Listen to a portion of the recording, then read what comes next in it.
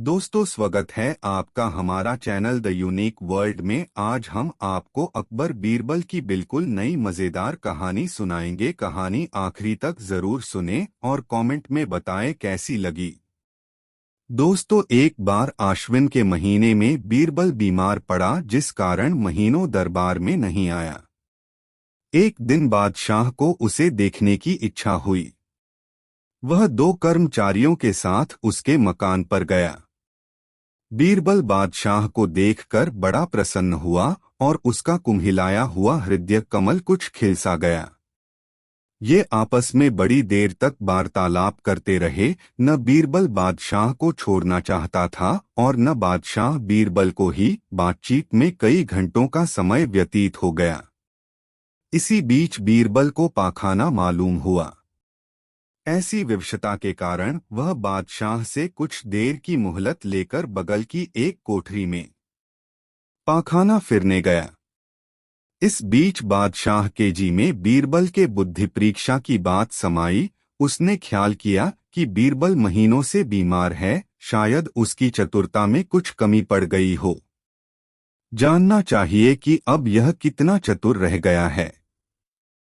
नौकरों द्वारा उसके पलायन के चारों पायों तले 4 कागज के टुकड़े रखवाकर खामोश रहा।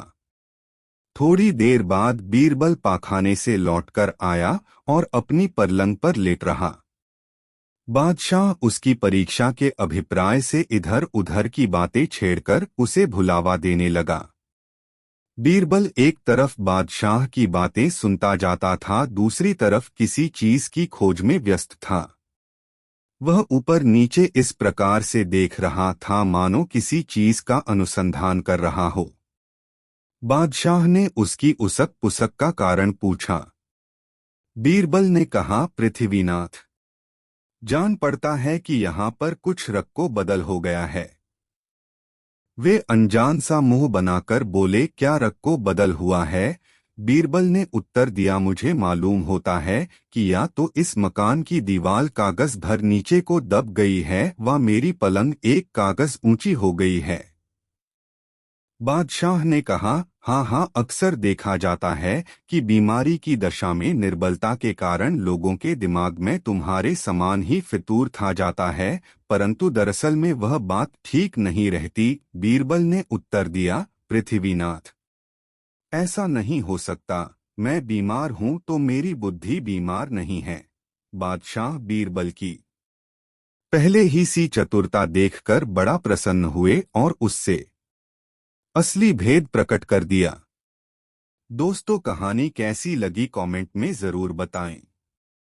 दो दरबार के समय में बादशाह को गप लड़ाने का मौका नहीं मिलता था, इस कारण जनाने महल में ही गप लड़ा लिया करता था और इसी समय में आपस की गोष्ठी भी हो जाया करती थी। यह बात सब पर विदित थी, जिस कारण बीरबल को जनाने महल में जाने की कोई मनाही नहीं थी। जब वार्तालाप करके बादशाह संतुष्ट हो जाता तो एक ऐसी नशीली चीज का सेवन कर लेता जिससे कुछ समय पश्चात उसका चेहरा बदल जाता और बातें भी और की तौर करने लगता था। बीरबल नित्य बादशाह की ऐसी दशा देखा करता, परंतु उसकी समझ में न आता कि दरअसल वह किस वस्तु का सेवन करता है। उस चीज के सेवन से बादशाह की स्मरण शक्ति बदल जाती। ऐसी दशा में बादशाह अनेक भूले भी कर डालता था। खोज खबर न ली, परंतु जब सोचते सोचते 3-4 दिनों का अरसा बीता और वह नहीं आया तो उन्हें बीरबल को देखने की इच्छा हुई। वे अपने चंद सिपाहियों के साथ बीरबल के मकान पर गए। जब उसे बादशाह के आगमन की सूचना मिली तो झट दूसरे दरवाजे से एक दिन बीरबल के मन में उस वस्तु की जानकारी प्राप्त करने की सूझी। वह बीमारी का बहाना कर कई दिनों तक दरबार में नहीं आया। बादशाह ने 1-2 दिन तो यह समझकर कि साधारण बीमारी होगी उसकी कुछ खोज खबर न ली, परंतु जब सोचते सोचते 3-4 दिनों का अरसा बीता और वह नहीं आया तो उन्हें बीरबल को देखने की इच्छा हुई। वे अपने चंद सिपाहियों के साथ बीरबल के मकान पर गए। जब उसे बादशाह के आगमन की सूचना मिली तो झट दूसरे दरवाजे से होकर बाहर निकल गया और लोगों की आंख बचाकर सीधे दरबार में जा पहुंचा। गुप्त मार्ग से जनाने महल में पहुंचकर उस नशीली चीज की तलाश करने लगा। जब बाहर उसका सुराख न लगा तो वक्स को ताली के फिराक में पड़ा। दैवात ताली मिल गई। वह एक कोने में अच्छी तरह छिपाकर रखी हुई थी। बक्स का ताला खोलकर उसके अंदर की चीजों को देखा। एक तरफ कोने में एक बोतल रखी हुई मिली। उसे चुपके से बाहर निकालकर अपनी शाल के अंदर छिपा लिया और द्रुत वेग से घर की तरफ राही हुआ। बादशाह को उसके घर वालों से पूछने पर विदित हुआ थोड़ी देर हुआ दरबार की तरफ गए हैं। यह सुनकर उसको कुछ चिंता सी हुई और बीरबल के जाने का कारण जानने के लिए व्याकुल हो उठा। मन में सोचा, बिना किसी अनिवार्य कारण के बीरबल ऐसी दशा में नहीं जा सकता था। वह अपने साथियों सहित लौटने लगा। अभी 2-4 सीढ़ी ही उतर कर गया था कि सामने से बीरबल आता हुआ दिखाई पड़ा। बीरबल मन ही मन सोचता हुआ आ रहा था कि बादशाह के पूछने पर क्या उत्तर दूंगा। इसी बीच बादशाह की दृष्टि उस पर जो पड़ी और वह वहीं रुक गया। पास पहुंचकर बादशाह ने पूछा, तुम इस समय महल को तर क्यों गए थे और तुम्हारे बगल में यह क्या चीज है? बोरद ने कहा, कुछ तो नहीं। फिर भी बादशाह का शक बही रहा क्योंकि उसकी आंख तले चदरे के भीतर से कोई चीज दिखाई पड़ रही थी। बादशाह ने दोबारा पूछा, बीरबल झूठा क्यों बोल रहा है? तुम्हारी आंख के भीतर कोई चीज अवश्य छिपी हुई है। बोरबल ने कहा, हाँ वह तोता है। बीरबल के ऐसे रूखे उत्तर से बादशाह को संतोष नहीं हुआ और क्रोधित होकर बोला, तुम्हें आज इतना मजाक क्या सूझी है? बीरबल अविलंब बोला, पृथ्वीनाथ अश्व है। चादशाह बड़ा हैरान हुआ और भौं चढ़ाकर कहा, मैं देखता हूँ कि आज तुम्हारा दिमाग आसमान पर चढ़ता जा रहा है। बीरबल ने कहा, नहीं नहीं, हाथी है। बादशाह ने कहा, क्या तुमने भांग तो नहीं खाई है? ठीक ठीक समझकर उत्तर दो। बीरबल कब चुप रहने वाला था, बोला, गधा है। गधा। वारंवार बीरबल के टालमटोल की बातें सुनकर बादशाह बहुत ही चिढ़ गया और पूछा, क्या आज तुम पर मृत्यु तो नहीं सवार हो गई है? आंख में की छिपी वस्तु का नाम ठीक ठीक क्यों नहीं बतलाते हो? इस बार बीरबल ने साफ बतला दिया, हुजूर शराब है। फिर अपनी बगल से बोतल निकालकर बादशाह के हवाले किया। बीरबल ऐसे धर्मपरायण ब्राह्मण के पास शराब की बोतल देखकर बादशाह को आश्चर्य हुआ और उसका कोप कुछ शांत हो गया। वह बीरबल को अपने साथ जनाने महल में ले गया। वहां जाकर देखा तो उसके कमरे की सारी चीजें इधर उधर बिखरी पड़ी हैं। संदूक का ताला भी खुला हुआ है। बादशाह तुरंत ताड़ गया कि इसी को चुराने के लिए बीरबल अकेले में यहाँ आया था, परंतु फिर भी इतने ही से उसे शांति न मिली। उसने विचारा कि यह तो हुई यहाँ की चात, रास्ते में बीरबल अंटसंट क्यों बतलाता था। तब वह बोला, बीरबल मालूम होता है आज तुम कुछ नशा खा गए हो, नहीं तो ऐसी ऊटपटांग बातें कभी न करते। तुम्हारी आंख तले शराब की बोतल मौजूद थी, फिर भी तुमने उसे बैल, गधा आदि आदि कैसे बतलाया? बीरबल को अपना राज बादशाह पर खोलने का मौका मिल गया और उसे इस ढंग से प्रकट करना प्रारंभ किया, पृथ्वीनाथ न तो मैं नशा खाए हूँ और न मेरी बुद्धि ही भ्रष्ट हुई है। मैंने जो कुछ भी कहा है वह मेरे आंख तले थी। अच्छा हुजूर सुनिए, पहले पहल मैंने आपसे बतलाया था कि कुछ भी नहीं है, सो मद्यपान के प्रथम प्याले की बात थी। उस समय बात करने वाला कुछ भी नहीं देखता। दूसरी बार मेरी जबान पर तोते का नाम आयने सुना होगा। इसका अभिप्राय यह था कि दूसरा प्याला पी लेने पर मनुष्य तोते के समान बकने लगता है। फिर मैंने घोड़े का नाम लिया था। उसके मानी यह था कि तीसरा प्याला पी चुकने पर मद्यपी घोड़े के समान हिनहिनाना प्रारंभ कर देता है।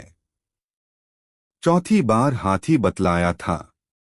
सो इस कारण कि चौथे प्याले के सेवन के पश्चात मद्यपी मस्त हाथी की तरह घूमना प्रारंभ करता है। पांचवीं बार गधा बना देता है।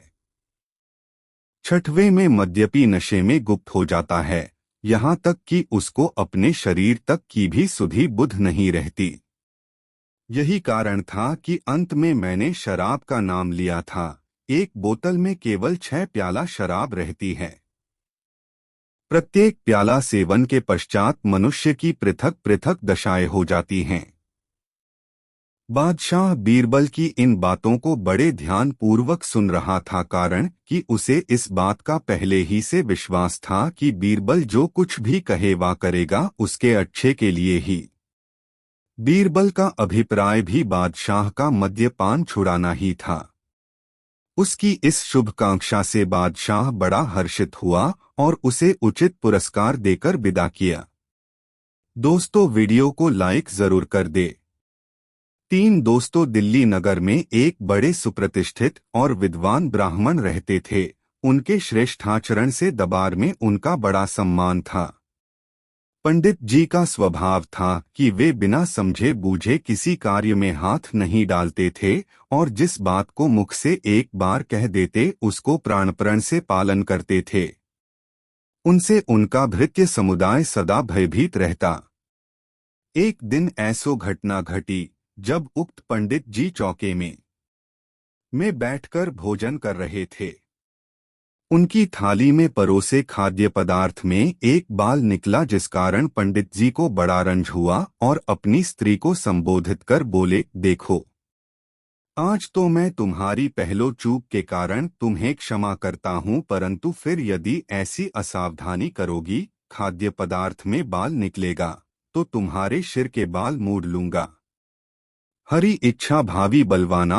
यद्यपि बेचारी स्त्री अपने स्वामी का जिद्दी स्वभाव समझकर बराबर भयभीत रहा करती थी और भोजन बनाने व परोसने के समय अपने बालों को खूब संभार कर बांधे रहती थी, परंतु होनी को कौन रोक सकता है, वह तो होकर ही रहती है। कुछ दिनों एक दिन जब युक्त पंडित जी फिर भोजन करने बैठे तो उनकी खाद्य सामग्री में एक बाल निकला। पंडित जी बहुत नाराज हुए और अपने स्त्री का बाल मुड़ा देने के लिए नाई को बुलवाया। अपने स्वामी को नितांत क्रोधित देखकर स्त्री ने भीतर से किवाड़ बंद कर लिया। पंडित जी ने हजारों डांट फटकार सुनाई, परंतु स्त्री ने किवाड़ नहीं ही खोला। इतना सब हो जाने पर भी पंडित जी अपनी जिद पर तुले ही रहे। स्त्री ने सोचा, अब इस प्रकार काम चलना कठिन दिख पड़ता है, कोई उपाय तत्काल करनी चाहिए। उसने एक आदमी को पोहर भेजकर अपने भाइयों को सहायता के लिए बुलवाया। उसके 4 भाई थे। अपनी बहन को इस प्रकार अपमानित होते सुन उन्हें अपने बहनोई के हठवादिता पर बड़ा खेद हुआ और उसके उद्धार का उपाय सोचने लगे।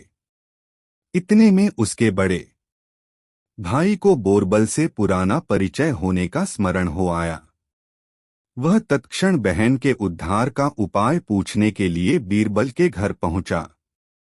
उस समय बीरबल चारपाई पर पड़े 2 पुस्तक पढ़ रहा था।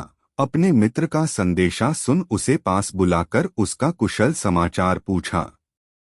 वह अपने बहन की दुर्दशा का आद्योपांत कारण बतलाकर बोला, मैं आपसे अपने बहन के उद्धार की तरकीब बूझने आया हूँ, मेरी मदद कीजिए।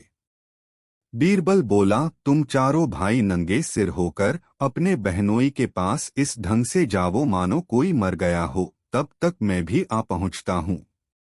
उधर पंडित जी स्त्री के द्वार न खोलने पर क्रुद्ध होकर नौकरों से कहा, अभी बढ़ी को बुला लाकर दरवाजे को तोड़ डालो।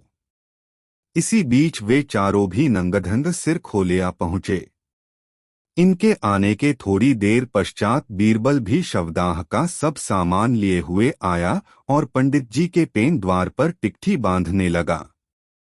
उधर स्त्री के भाइयों ने पंडित जी को जबरन चारों तरफ से कपड़े से ढककर कफनी याना प्रारंभ किया। जब पंडित जी ने चींचप्पड़ मचाया तो वे क्रोधित होकर बोले, खबरदार, चुपचाप पड़े रहो, बिना पहले तुम्हें कफनियाए किसकी मजाल है जो मेरी बहन को हाथ लगाए। वे पंडित जी को बांधकर बीरबल के पास ले गए।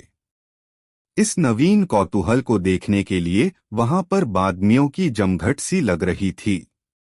अपने पड़ोसियों के सामने अपनी ऐसी दुर्गति देख पंडित जी का सिर लज्जा के बोझ से दब गया और अपनी रहाई के लिए 4 सालों से अनुनय विनय करने लगे। उसकी स्त्री समीप की कोठरी से छिपकर सारी दुर्दशाएं देख रही थी। पति को भाइयों से गिड़गिड़ाते देख उसे दया आ गई और उसका पवित्र हृदय धर्मसागर में गोते मारने लगा। स्त्री ने कहा, चाहे जो हो, मैं पति की ऐसी दुर्दशा अपनी आंखों नहीं देख सकती।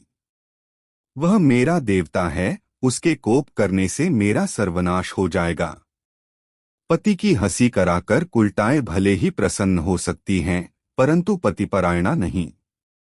वह कपाट खोलकर बाहर आई और अपने भाइयों से उसे छोड़ देने का आग्रह करने लगी। भाइयों को बहन कहने पर अमल न करते देख बीरबल स्वयं उनसे क्षमा प्रार्थी हुआ और उसके पति को छोड़ देने की आज्ञा दी। पंडित जी छोड़ दिए गए। अंत में उन्हें अपनी हठधर्मी पर बड़ा पश्चाताप हुआ। इस स्वांग से बीरबल का अभिप्राय था कि पति के जीवितावस्था में स्त्री का मुंडन नहीं हो सकता था। पहले पति मर ले तो स्त्री का मुंडन किया जाए। बीरबल पंडित जी को छोड़वा और उनकी स्त्री का कष्ट निवारण कर लौट गया। चारों भाई अपनी बहन के घर मेहमानी करने के लिए टिक रहे। धन्य है हमारी उन भारत ललनाओं को जो आने पर कठिन संकट उठाकर भी पतिव्रत की रक्षा करती हैं। ऐ देवियों, पति से कष्ट उठाकर भी पति सेवा करना तेरा ही काम है। अपने पति को कष्ट में देख भला तुम कैसे सहन कर सकती हो। पति को ईश्वर तुल्य मानकर पूजन करने वाली संसार प्रसिद्ध एकमात्र भारत ललना ही है। 4 दिल्ली का एक नागरिक बड़ा सूम था। वह अपने परिश्रम और कृपणता के कारण रत्नों का एक बड़ा कोष संग्रह किए हुए था। वह उन रत्नों को एक ऐसी साधारण संदूक में छिपाकर रखे हुए था कि जिससे देखने वाले को उसमें रत्न होने का भ्रम न हो सके। उसका घर भी साधारण गृहस्थों के समान कच्चा और टूटा फूटा हुआ था। भला ऐसे भग्न मकान में रत्न होने की कौन संभावना कर सकता था। दैवात एक दिन मध्य रात्रि में उसके घर में आग लगी।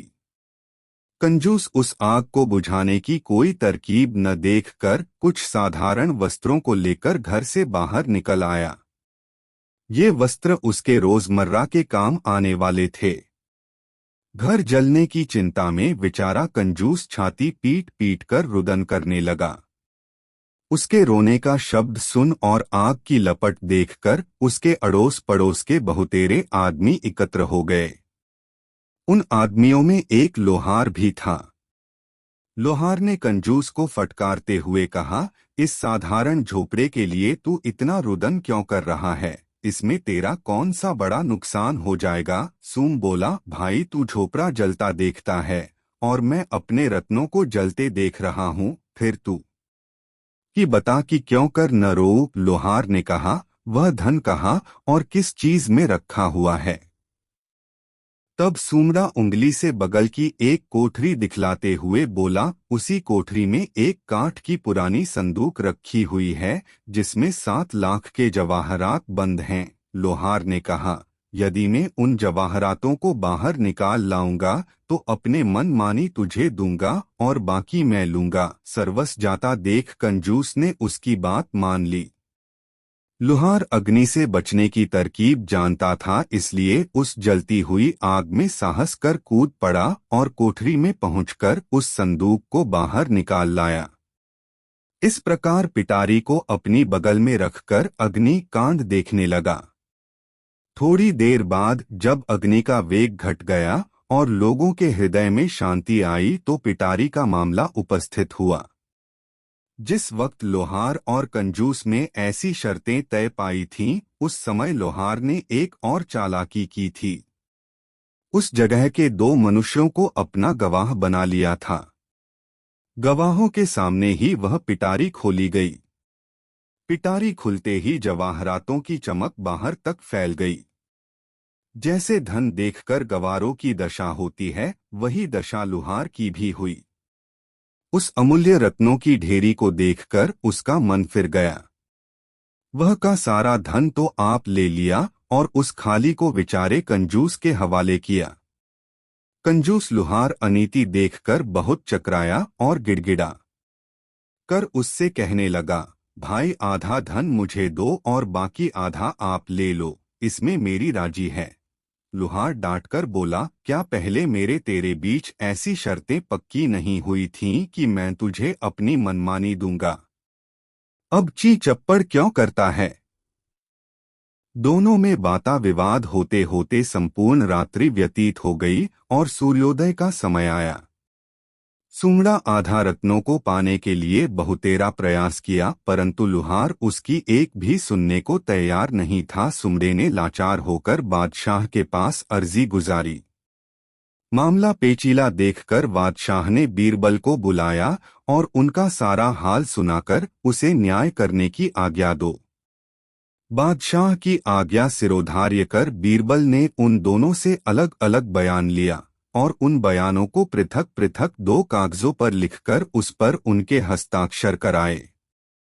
फिर उन दोनों से बारी बारी साक्षी लेकर प्रमाणित कराया कि उनका कहना बिल्कुल सत्य और उन्हें मान्य है। तब बीरबल ने पहले पहल लुहार से पूछा, तुमको इसमें से क्या क्या लेना मंजूर है? लोहार बोला, मेरी इच्छा जवाहरात लेने की है। बीरबल ने तुरंत निर्णय कर दिया, तू जवाहरात इस कंजूस को दे दे और स्वयं खाली पिटारी ले ले। यह निर्णय सुनकर लोहार ने शर्तनामे की तरफ इशारा किया। बीरबल बोला, तन पहले ही अपनी शर्तों में लिख चुका है, मैं अपनी मन मानी दूंगा। तो तेरे मन में जवाहरात लेने का है, अतएव तेरी जबान से ही निर्णय हो गया। अब जवाहरातों को इसे देकर आप खाली पिटारी लेकर चला जा। इस प्रकार लुहार के हाथ खाली पिटारी लगी और कंजूस सानंद जवाहरातों को लेकर घर लौटा। दोस्तों, वीडियो कैसा लगा कमेंट में जरूर बताएं। 6 अकबर बीरबल की कहानी, मूर्ख लोगों की सूची। एक वक्त की बात है, बादशाह अकबर अपने दरबारियों के साथ दरबार में मौजूद थे। तभी उनके मन में एक बात आती है। बादशाह बोलते हैं कि मेरे आसपास हमेशा बुद्धिमान लोग रहते हैं और मैं उनके बीच रहकर बोर हो गया हूँ। मैंने फैसला किया है कि मुझे कुछ मूर्ख व्यक्तियों से मिलना चाहिए। अकबर बीरबल से कहते हैं, तुमने हमेशा हमारी मदद अपने ज्ञान और चतुराई से की है। हम चाहते हैं कि इस बार भी तुम ऐसा ही कुछ करो और हमारे लिए 6 मूर्ख व्यक्ति ढूंढ कर लेकर आओ। बीरबल, जी जहां पनाह, मैं आपके लिए 6 मूर्ख व्यक्ति जरूर ढूंढ कर लाऊंगा। अकबर, हम आपको 6 मूर्ख व्यक्ति ढूंढने के लिए 30 दिन का समय देते हैं। बीरबल, जहां पनाह, मुझे इतने अधिक समय की आवश्यकता नहीं पड़ेगी। अकबर, ठीक है, अगर तुम उससे पहले ही मूर्ख व्यक्ति ले आ सकते हो तो यह अच्छी बात है। इसके बाद बीरबल मूर्ख व्यक्तियों की तलाश में निकल पड़ता है। बीरबल रास्ते में पूरा समय इसी सोच में था कि उसे वो मूर्ख लोग कहाँ मिलेंगे। तभी उसे गधे पर बैठा एक आदमी दिखाई देता है जो सिर पर घास की गठरी रखे हुए था। बीरबल ने तुरंत घोड़ा रोका और उससे उसकी पहचान पूछने लगा। बीरबल, कौन हो तुम और ऐसे गधे पर बैठकर और घास अपने सिर पर लेकर क्यों जा रहे हो? व्यक्ति, मैं रामू हूँ और मेरा गधा कमजोर व थका हुआ है, इसलिए गधे का बोझ कम करने के लिए मैंने घास की गठरी अपने सिर पर रखी है। यह सुनकर बीरबल सोचता है कि मुझे पहला मूर्ख व्यक्ति मिल गया। फिर बीरबल उससे कहता है कि तुम जानवरों के बारे में इतना सोचते हो, इसलिए मैं तुम्हें बादशाह अकबर से इनाम दिलवाऊंगा। यह कहकर बीरबल उस व्यक्ति को अपने साथ चलने के लिए कहता है। इनाम की बात सुनकर रामू बीरबल के साथ हो लेता है। बीरबल और रामू कुछ दूर चले ही थे कि बीरबल को दो व्यक्ति आपस में लड़ाई करते हुए दिखाई दिए। बीरबल उन दोनों व्यक्तियों को लड़ने से रोकता है और उनसे पूछता है कि तुम दोनों कौन हो और किस बात के लिए लड़ रहे हो। पहला व्यक्ति, जनाब मेरा नाम चंगू है। दूसरा व्यक्ति, और मेरा मंगू है। मंगू, जनाब मुझे चंगू कहता है कि इसके पास शेर है जिसे वो मेरी गाय के शिकार के लिए छोड़ेगा। चंगू, हाँ मैं ऐसा ही करूंगा और मुझे बहुत मजा भी आने वाला है। बीरबल, कहाँ है तुम लोगों की गाय और शेर? मंगू, जनाब जब भगवान हमें वरदान देने आएंगे तो मैं उनसे गाय मांगूंगा और चंगू शेर मांगेगा, जिसे यह मेरी गाय पर छोड़ने की बात कर रहा है। बीरबल, अच्छा यह बात है। उनकी बातें सुनकर बीरबल समझ गया कि उन्हें दो और मूर्ख व्यक्ति मिल गए हैं। बीरबल इनाम की बात कहकर उन्हें भी अपने साथ ले लेता है। उन तीनों को लेकर बीरबल अपने घर पहुंचता है और फिर सोचने लगता है कि बाकी के मूर्ख व्यक्ति कहां से ढूंढ कर लाऊं। बीरबल उन तीनों मूर्खों को अपने घर में ही रहने के लिए कहकर बाहर चला जाता है। जब बीरबल और मूर्ख लोगों को ढूंढने के लिए बाहर आता है तो उसे एक व्यक्ति दिखाई देता है जो कुछ ढूंढता रहता है। बीरबल उसके पास जाकर पूछता है कि आप क्या ढूंढ रहे हैं? व्यक्ति, जनाब मेरी अंगूठी कहीं गिर गई है जिसे मैं काफी समय से खोज रहा हूं, लेकिन मुझे नहीं मिल रही है। बीरबल, क्या आपको पता है कि अंगूठी कहाँ गिरी थी? व्यक्ति, दरअसल मेरी अंगूठी यहाँ से दूर उस पेड़ के पास गिरी थी, लेकिन वहां अंधेरा होने के कारण मैं यहाँ उसे ढूंढ रहा हूँ। बीरबल, अच्छा यह बात है। आप कल हमारे साथ बादशाह के दरबार में चलो। मैं बादशाह अकबर से आपको दूसरी अंगूठी देने के लिए कहूंगा। व्यक्ति, अच्छा ठीक है, फिर खुश होकर अगले दिन सुबह बीरबल दरबार में उन चारों मूर्खों को लेकर पहुंचता है। बीरबल, बादशाह अकबर, मैं आपके कहे अनुसार मूर्ख व्यक्तियों को ढूंढ कर ले आया हूं। अकबर, बीरबल, तुमने तो एक ही दिन में मूर्ख व्यक्ति ढूंढ लिए, क्या हमारे राज्य में मूर्खों की संख्या अधिक है और तुम यकीन के साथ कैसे कह सकते हो कि ये व्यक्ति मूर्ख हैं? बीरबल ने बादशाह से सारी बातें बताई। फिर अकबर कहते हैं कि ये तो केवल 4 ही लोग हैं, बाकी के 2 मूर्ख कहाँ हैं? बीरबल, जहांपनाह यहाँ पर 6 मूर्ख व्यक्ति हैं। अकबर, यहाँ कहाँ हैं और कौन हैं, हमें भी बताओ। बीरबल, जहांपनाह, एक तो मैं स्वयं हूँ। अकबर, तुम मूर्ख कैसे हुए? बीरबल, मैं इसलिए मूर्ख हूँ क्योंकि मैं इन मूर्खों को खोज कर लाया। अकबर, फिर अकबर हंसने लगता है और कहता है कि मैं समझ गया कि दूसरा मूर्ख कौन है, पर मैं तुमसे सुनना चाहता हूँ। बीरबल, दूसरे आप हैं जहांपनाह, जो आपने मुझे मूर्ख व्यक्तियों को लाने के लिए कहा। बीरबल की बातें सुनकर अकबर उसकी प्रशंसा करने लगते हैं और कहते हैं कि बीरबल के पास हर सवाल का जवाब होता है। कहानी से सीख। दिमाग और चतुराई से हर मुश्किल काम आसान हो सकता है, लेकिन ऐसे कामों में अपना कीमती समय व्यर्थ नहीं करना चाहिए जिसका कोई मतलब न हो। दोस्तों, वीडियो कैसा लगा कमेंट में जरूर बताएं। 3 दोस्तों, एक बार की बात है, दिल्ली नगर में एक अति दरिद्री मनुष्य रहता था। उसकी हालत बड़ी अबतर थी। यहाँ तक कि अन्न मिलता तो वस्त्र नहीं, और यदि वस्त्र मिलता तो अन्न का ही अभाव रहता। उस मनुष्य को एक 8 वर्ष की कन्या थी, जो रूप रंग में भली और शरीर की सुडौल थी। एक दिन एक दुष्ट मनुष्य उस कन्या से मिला और उसे कुछ प्रलोभन देकर बहकाया। जब वह बालिका छोटी बुद्धि के कारण उसके बहकावे में आ गई तो वह उसे एक रंडी के घर ले जाकर बेच दिया। वेश्या के घर जाकर कन्या को सब उपभोग की सामग्रियां आसानी से मिलने लगीं। खाने के लिए हर समय नया नया और स्वादिष्ट पदार्थ मिलता था। ऐसे सुख के उपभोग में पड़कर कन्या अपने पिता को एकदम भूल गई। इधर बेचारा पिता अपनी कन्या के लिए बहुत हाय हाय किया और अपने भरसक उसकी बहुत खोजबीन की, परंतु जब उसका कहीं भी पता न चला तो लाचार होकर बैठ रहा। वेश्या ने उस कन्या को नृत्य गान की शिक्षा दिलवाकर उसे अपने फन में गुणाग्री बना दिया। वह धीरे धीरे सारे नगर में विख्यात हो गई। एक दिन ऐसी घटना घटी कि वह एक जगह महफिल में नाच रही थी और उसी बीच उसका पिता भी वहां पर जा पहुंचा। वह नाचने वाली कन्या को गौर करके देखा तो मालूम हुआ कि वह उसकी ही राम पियारी नामनी कन्या है। उसके बदन में काटो तो खून नहीं, परंतु उस समय छेड़खानी करने से अपना अपमान समझकर वह चुप मार गया और उस बेश्या का पूरा परिचय लेकर बादशाह के पास पहुंचा। जब बादशाह दरबार में आए तो अपना एक अर्जी दावा पेश किया।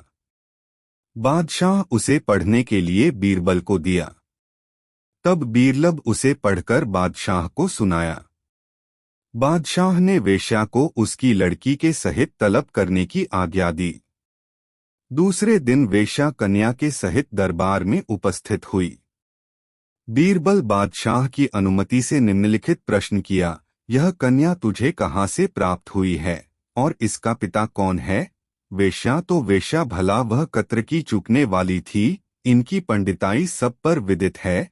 वह घर से ही कन्या को भली भांति सिखा पढ़ाकर दरबार में लाई थी।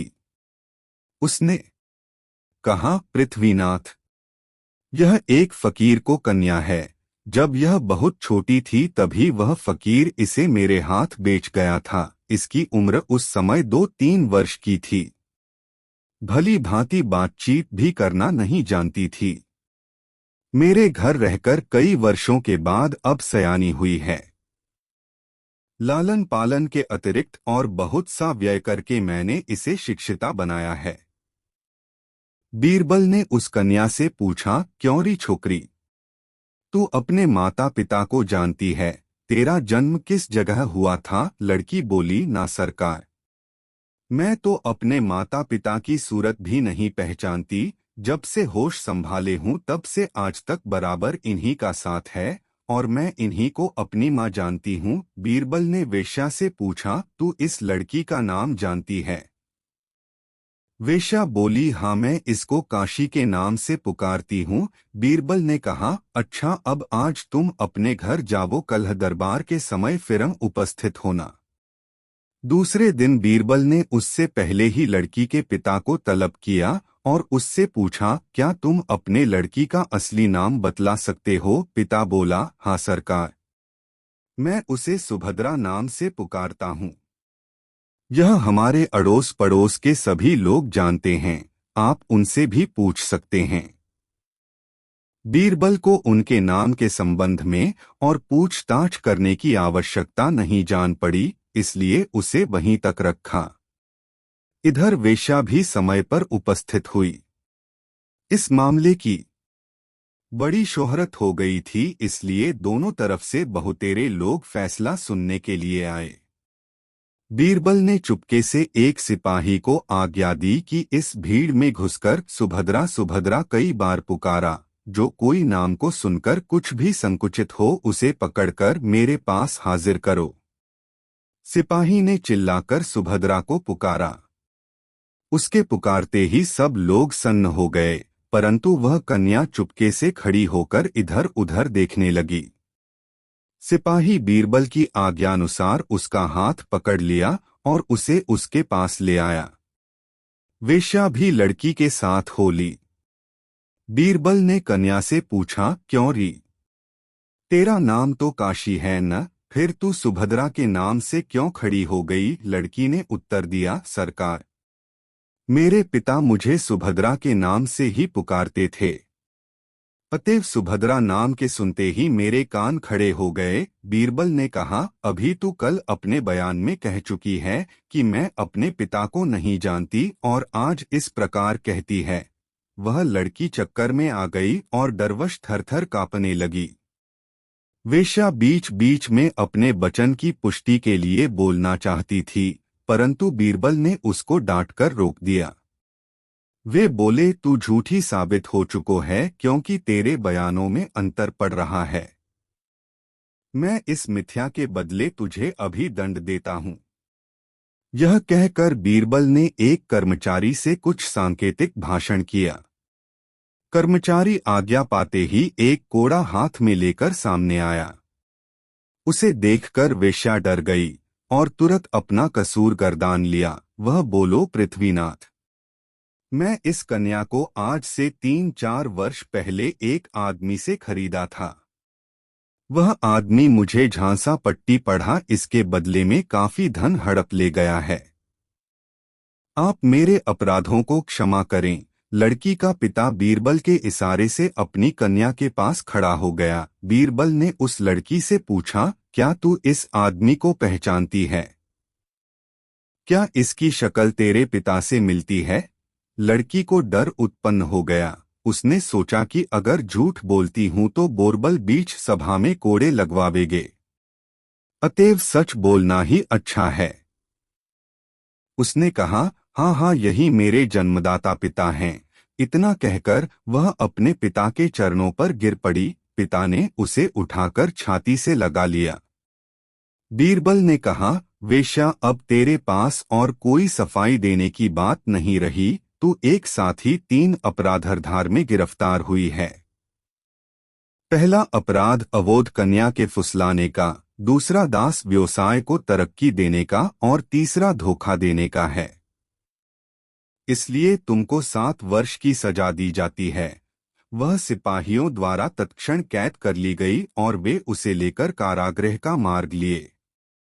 तब बीरबल उस वृद्ध पुरुष को समीप बुलाकर बोले, मैं तुम्हारी कन्या को तुम्हें देता हूँ, परंतु साथ ही इस बात की हिदायत भी करता हूँ कि अब यह लड़की तुम्हारे यहाँ न रह सकेगी। इसलिए तुम्हारो और इसकी इसी में भलाई है कि एक अच्छे बर की तलाश कर इसकी यथाशीघ्र शादी कर दो। बूढ़े मनुष्य ने दीवान की उचित सलाह को मानने का वचन दिया और उससे विदा हो अपनी कन्या के साथ खुशी दो घर लौट आया। दोस्तों, इस वीडियो को लाइक जरूर कर दे। एक बार की बात है, राजा अकबर व उनके प्रिय बीरबल के बीच कुछ मनमुटाव हो गया। इसके चलते राजा ने बीरबल को राज्य से दूर जाने की सजा दे दी। इस परिस्थिति में भी बीरबल ने हार न मानी और उन्होंने अन्य गांव जाकर वेश बदलकर खेती करना शुरू किया। अब वह एक किसान के रूप में अपना जीवन गुजारने लगे। शुरू में तो राजा अकबर के लिए सब कुछ सामान्य सा था, लेकिन कुछ ही दिन बीते थे कि राजा को अपनी गलती का एहसास होने लगा। वह अपनी दैनिक दिनचर्या में बीरबल को याद करने लगे थे। जब भी उनके समक्ष कोई मुश्किल परेशानी आती तो उन्हें बीरबल की कमी खूब खलती थी। एक दिन राजा अकबर से रहा न गया। उन्होंने अपने सेनापति को बुलाया और उन्हें बीरबल को ढूंढ लाने का आदेश दिया। राजा की आज्ञा अनुसार हर गांव, हर गली में बीरबल की खोज शुरू की गई। सभी सैनिकों ने हर एक कोना छान मारा, लेकिन वे बीरबल को ढूंढ न सके। राजा को जब इस बात की जानकारी मिली तो वे बड़े निराश हुए। अब बीरबल से मिलने की उनकी बेचैनी और बढ़ने लगी थी। अचानक राजा के मन में एक उपाय आया। उन्होंने आदेश दिया कि सभी गांव के मुखिया को संदेश भेजा जाए कि उन सभी को एक बर्तन के अंदर बुद्धि डालकर राजा को भेजना होगा। जो भी इस आदेश को पूरा नहीं करेगा, उसे इसके बदले एक बर्तन में हीरे जवाहरात भरकर राजा को भेजना पड़ेगा। सभी गांववासी राजा के इस अजीबोगरीब आदेश को सुनकर परेशान थे। सभी यह सोचकर हैरान थे कि बुद्धि को किस तरह एक बर्तन में भरा जाए।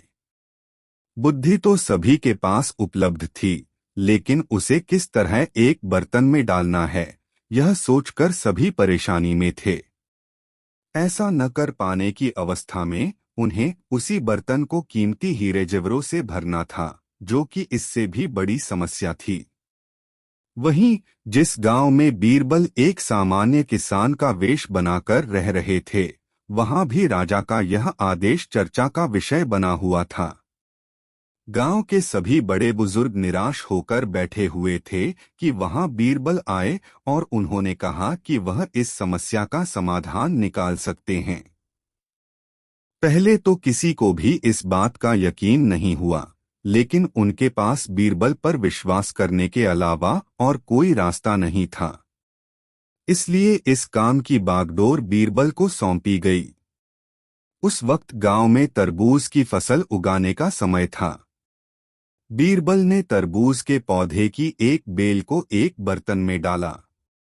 धीरे धीरे उस बेल में तरबूज का फल लगने लगा और समय के साथ ही तरबूज ने बर्तन का आकार ले लिया। जैसे ही बर्तन तरबूज से पूरा भर गया, बीरबल ने बेल को फल से अलग किया और उस बर्तन को तरबूज समेत राजा के दरबार में भिजवा दिया। साथ में यह संदेश भी भेज कि उस बर्तन के अंदर बुद्धि भरी है और राजा को बर्तन को बिना तोड़े ही बुद्धि को निकालना होगा। जैसे ही राजा ने तरबूज से भरा हुआ बर्तन देखा, वह उसे निकालने की शर्त सुनी तो उन्हें यकीन हो गया कि ऐसा विचार केवल बीरबल का ही हो सकता है। उन्होंने जल्दी से अपना घोड़ा मंगवाया और बीरबल को अपने साथ वापस लाने के लिए गांव की ओर चल दिए। कहानी से सीख। इस कहानी से हमें यह शिक्षा मिलती है कि हर मुश्किल सवाल का कोई न कोई जवाब जरूर होता है। हमें केवल थोड़ा हटकर सोचने की जरूरत होती है। दोस्तों, वीडियो को लाइक जरूर कर दे और कहानी कैसी लगी कमेंट में जरूर बताएं। 1 दिन बीरबल और बादशाह में बहुत देर तक वार्तालाप होने पर भी उस बीच कोई हंसी की बात नहीं आई, जिस कारण बादशाह ने अपने मन में सोचा, कुछ नहीं, बीरबल स्वाभाविक बुद्धिमान नहीं है, बल्कि इधर उधर से कुछ व्यवहार की बातें संग्रह कर बुद्धिमान बन बैठा है। एक स्वाभाविक बुद्धिमान को इतने देर की वार्तालाप में हास्यरस ला देना कोई बड़ी बात न थी। अगर वह ऐसा किए होता तो वार्तालाप के साथ ही साथ मेरा मनोरंजन भी हो जाता। ऐसे मूर्ख को अपने पास रखने से कोई लाभ नहीं है। मन में ऐसी दृढ़ धारणा बनाकर वह प्रकट रूप से बोला, बीरबल, आज मुझे तेरी बुद्धि का थाह लग गया। बीरबल उड़ती चिड़िया का दुम्हा पहचानने वाला व्यक्ति था। इतने ही उद्गार से उसे निश्चित हो गया कि बादशाह मनोरंजन चाहता था जो उसको अभी तक नहीं मिला। उसकी बात काटकर बोला, पृथ्वीनाथ, अब मेरे शरीर में आपको बुद्धि का लेशमात्र भी नहीं दिखाई पड़ेगा। आप उसे क्यों कर देख सकेंगे? मेरी बुद्धि का निवास स्थान तो एकमात्र मेरा दिमाग है। यदि आप उसे देखने के लिए अकुला रहे हों तो आपकी मंशा पूरी हो जाएगी, केवल पहले सा पागल बन जाइए। इतना सुनते ही बादशाह का भ्रम निवारण हो गया। वे संगति के प्रभाव से बहुत कुछ सुधर गए थे। वह उसके प्रति दुर्बुद्धि का प्रयोग करना उचित न समझकर चुप हो गए। इसीलिए कहा गया है कि अच्छी संगत से अच्छी और बुरी संगत से बुरी बुद्धि उत्पन्न होती है। दोस्तों, वीडियो को लाइक जरूर कर ले। 6 ऐसा देखा जाता है कि बादशाह को हंसी मजाक से बड़ा प्रेम था। इसी कारण बात बात में उससे और बीरबल से हंसी हो जाया करती थी। हंसी हंसी में अक्सर बादशाह क्रुद्ध भी हो जाता, परंतु बीरबल कभी क्रोधित नहीं होता था। इस बात को मन में विचार कर बादशाह ने बीरबल को क्रोधित करने की एक नई युक्ति निकाली। वह बोला, बीरबल, गाय राधत तब उत्तर में बीरबल ने कहा, बादशाह शुकर रांधत। बीरबल तो बादशाह के मुख से उपरोक्त पहेली के निकलते ही उसका अर्थ समझकर क्रोधित न हुआ, परंतु बादशाह क्रोधित हो गया और बीरबल से बोला, तुम मुझे मजाक के बहाने शुकर खिलाते हो। तब बीरबल बोला, आप भी तो मुझको गाय खिलाते हैं। बादशाह अपने काफिये का अर्थ बदलकर बोला, मैं तो तुम्हें रांधते वक्त गाने को कहा था। बीरबल ने उत्तर दिया, गरीब परवर, भला मैं शुकर रांधने को कब कहा था? मैं तो कह रहा था कि बादशाह शुकर रखाए। यानी आप शुक तोते की रखवाली करते हैं। आप बिना अर्थ समझे अकारण क्रोधित होते हैं। बादशाह निरुत्तर हो गया। दोस्तों, ये प्यारी कहानी आपको कैसी लगी कमेंट में ज़रूर बताएं। ऐसी और मज़ेदार कहानी सुनने के लिए हमारे चैनल द यूनिक वर्ल्ड को सब्सक्राइब ज़रूर कर ले और वीडियो को लाइक करें और यह वीडियो अपने मित्रों को ज़रूर शेयर करें। वीडियो देखने के लिए धन्यवाद।